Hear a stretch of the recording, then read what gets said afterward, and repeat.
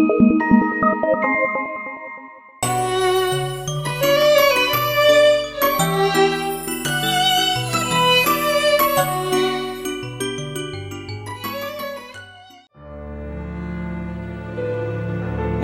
காலத்தில் ஒரு அரசர் வாழ்ந்து வந்தார்.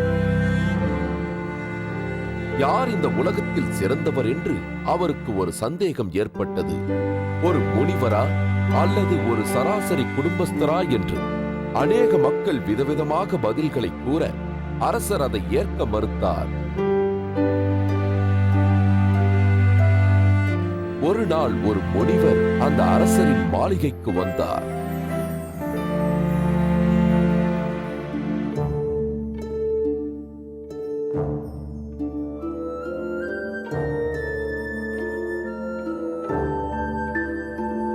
முனிவரே, வாருங்கள்.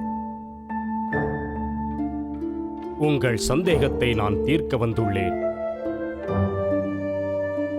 உங்களுக்கு விதிமுறைகள் தெரியும் அல்லவா? பதில் கூறவில்லை என்றால் கடுமையாக தண்டிக்கப்படுவீர்கள். தெரியும், நன்கு தெரியும். அப்படியானால் யார் சிறந்தவர் என்று சொல். முனிவரா அல்லது குடும்பஸ்தரா? இருவரும் அவரவர் இடத்தில் சிறந்தவரே. நிரூபிக்க முடியுமா? என்னால் நிரூபிக்க முடியும்.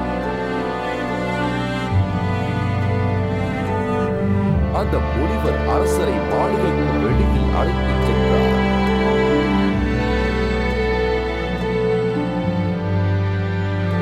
செல்லும் வழியெல்லாம் மக்கள் குவிந்து இருந்தனர். அந்த நாட்டின் இளவரசி கையில் பூமாலையுடன் வீதி வழியே வந்து கொண்டிருந்தாள். தான் யாரை மணக்க வேண்டும் என்று ஆசைப்படுகிறாளோ அவர் கழுத்தில் அந்த மாலையை சூட வேண்டும் என்பது அவள் ஆவல். அங்கு நின்று கொண்டிருந்த அந்த இளம் முனிவரின் கழுத்தில் அந்த மாலையை அணிவித்தாள். முனிவர் அந்த மாலையை கழற்றி கீழே எறிந்தார்.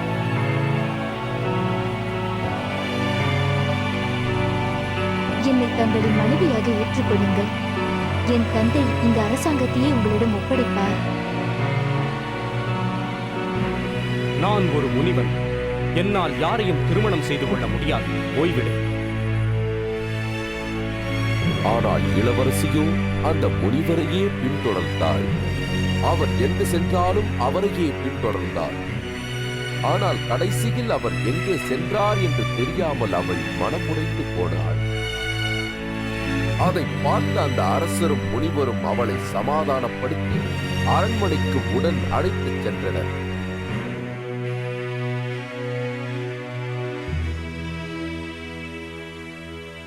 அவர்கள் செல்லும் வழியில் இருட்டி விட்டதால் ஒரு மரத்தடியில் அவர்கள் அமர்ந்து ஓய்வெடுத்தனர்.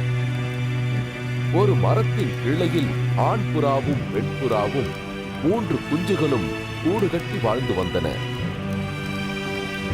அந்த பறவையின் பேச்சை முனிவரும் அரசரும் கவனித்தனர். அன்பே, அவர்கள் நம் மரத்திற்கு வந்திருக்கின்றனர். நம்மால் அவர்களுக்கு உண்ண உணவு எதுவும் தர முடியவில்லை. அவர்கள் மிகவும் பசியுடன் இருக்கின்றனர். அவர்கள் நமது விருந்தினர்கள். நாம் தான் அவர்களுக்கு உண்ண ஏதாவது தர வேண்டும். அது நமது கடமையாகும். எனவே நான் அந்த தீயில் விழுந்து எனது உயிரை நான் மாய்த்துக் கொள்கிறேன். அடுத்த நொடியில் அந்த ஆண்புறா தீயில் விழுந்து மாய்த்துக் கொண்டது. அதைத் தொடர்ந்து அந்த பெண் புறாவும் 3 குஞ்சுகளும் அந்த தீயில் விழுந்து தங்களின் உயிரை மாய்த்துக் கொண்டன. தங்களை சாப்பிட்டு அவர்கள் பசியாரட்டும் என்று அந்த புறாக்கள் நினைத்தது. அரசர் ஆச்சரியமடைந்தார். அவர்கள் மூவராலும் அந்த பறவைகளை சாப்பிட முடியாது. அரசர் மனமுடைந்து போனார்.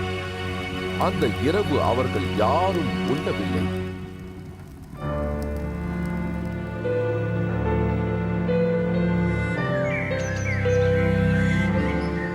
அடுத்த நாள் இளவரசியை தன் அரண்மனையில் விட்டுவிட்டு அரசர் தன் மாளிகைக்கு வந்தார்.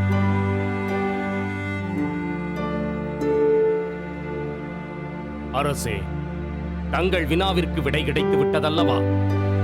இருவரும் அவரவர் இடத்தில் சிறந்தவர்களே. ஆமாம் முனிவரே, நீங்கள் சொல்வது முற்றிலும் சரி. எனது சந்தேகத்தை தீர்த்து விட்டீர்கள்.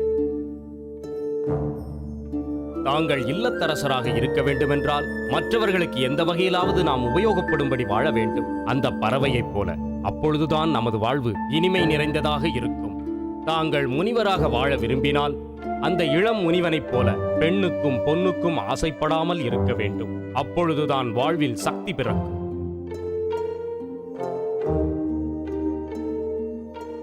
கதையின் கரு: அனைவரும் அவரவர் இடத்தில் சிறந்தவரே. ஒருவருடைய கடமை மற்றொருவருடைய கடமை ஆகாது.